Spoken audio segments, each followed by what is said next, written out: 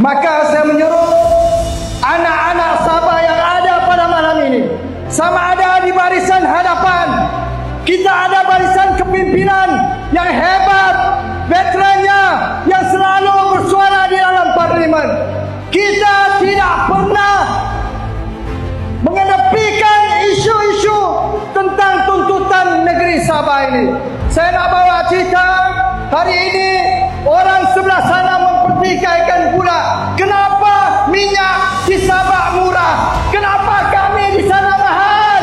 Saya nak bagi tahu, ini live, saya nak bagi tahu rakan-rakan saya di Semenanjung, kami 50 tahun hak kami, hasil cukai kami, minyak kami tidak diberikan. Sepatutnya kami lagi murah daripada Semenanjung.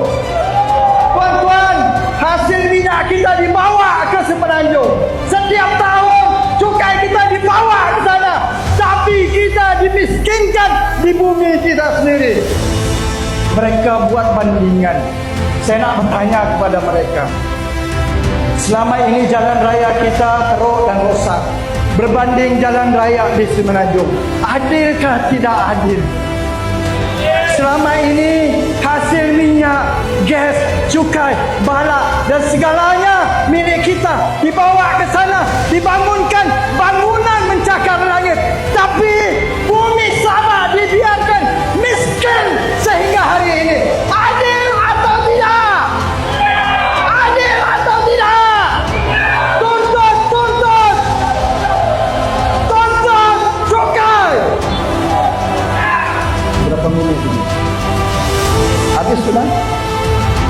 Saudara, sebagai penipu, ketidakadilan ini, hak ini perlu kita terus suarakan.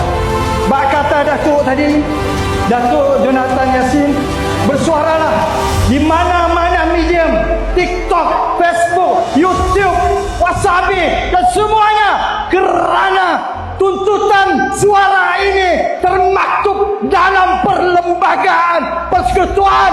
Suara kita, himpunan kita